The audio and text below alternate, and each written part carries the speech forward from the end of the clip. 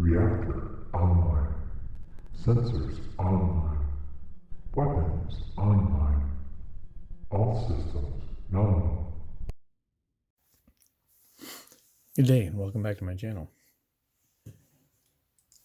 So Mech Warriors, this is my next phase of the Catapult that I'm working on. And this is the Catapult from SCY, resin cast, yada, yada, yada.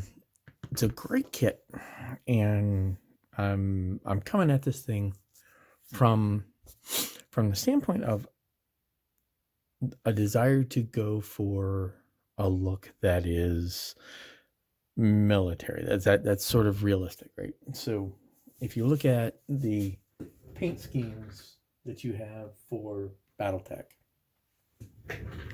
so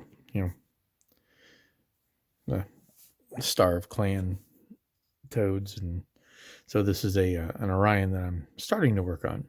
The look of BattleTech at the tabletop level is sort of overdone, but that's sort of the thing, right? Because this is a 10-meter BattleTech or 10-meter BattleMech in it's like 1/285th scale or something like that.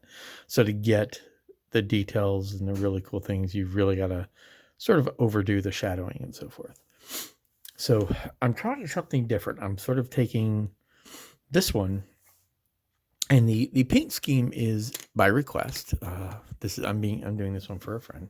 So the paint scheme was red and green, and I'm trying not to make it look like a Christmas present, and I'm sort of trying to take it to a look that is military. So I'm going to use, or I am using, the same techniques that I would use on, say, a Russian T-34 that somehow managed to survive more than 45 minutes.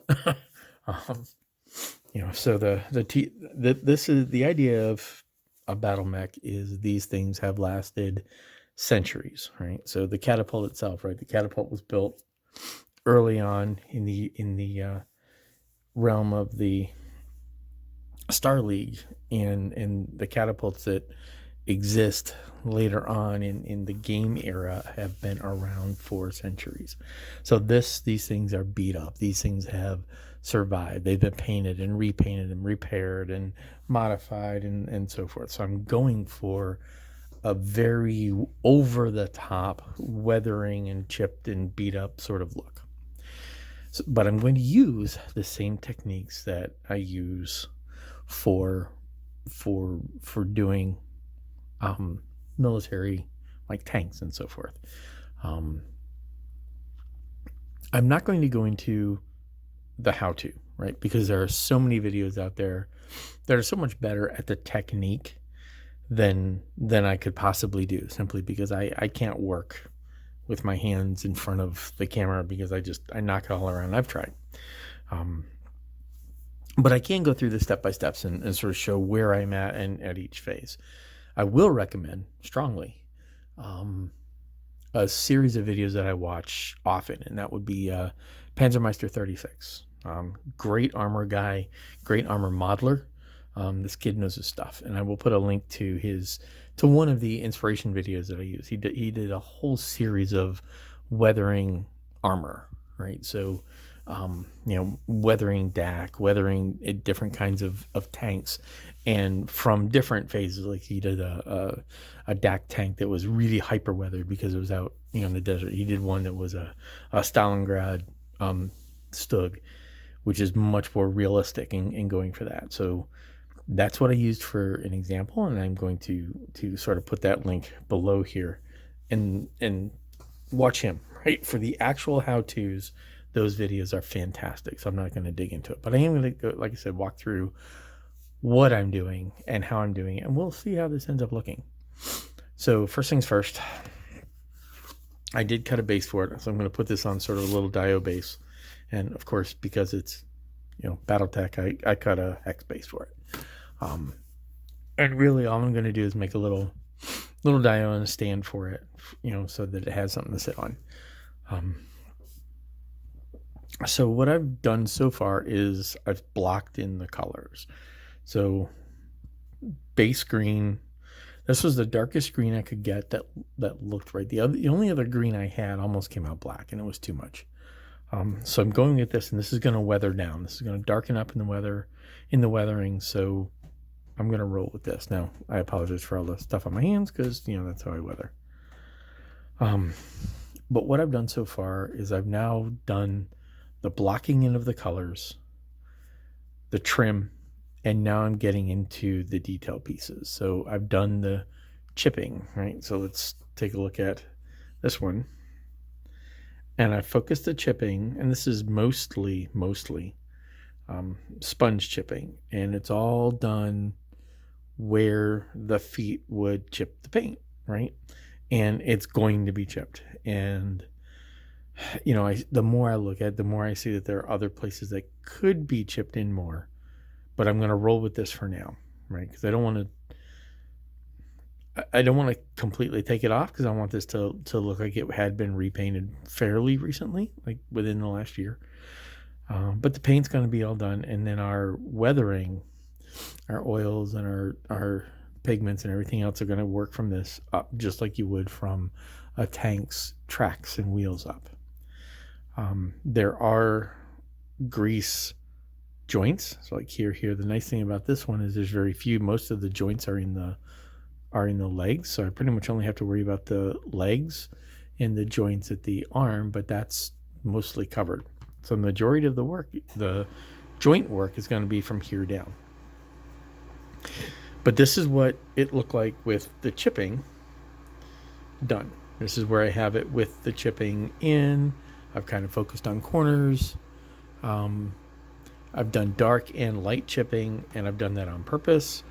I'm intentionally not rusting it because my view on the metal is that it's treated. I really don't see BattleMechs being allowed to rust.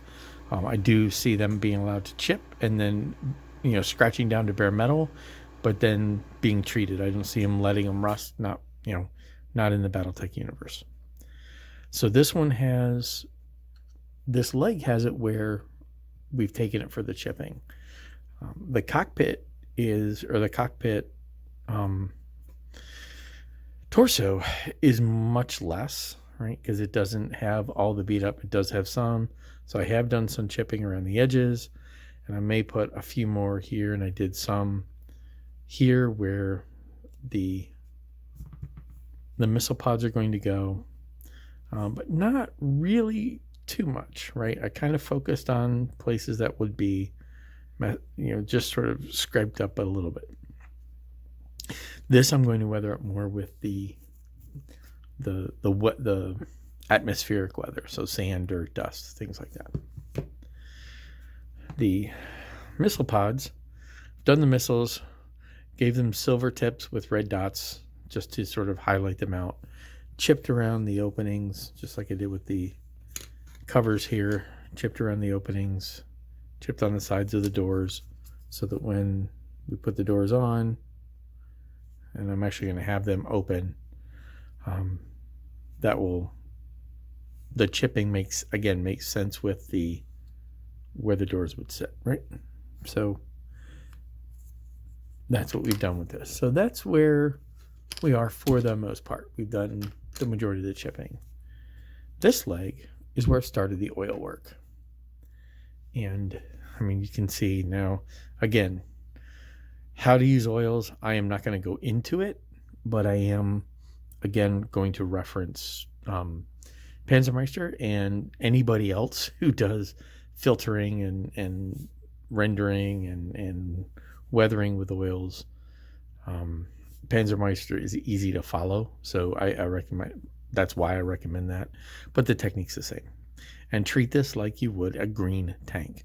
So right now what I've done is, so far I've only done the pin wash. And I've only done the pin wash on this. And this took a while. So this is a very patient process. This is the process where you take your time.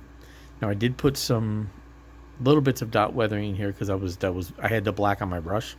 So I went ahead and did that. And these are getting close to dry enough for me to start brushing them off. They're still a little bit damp.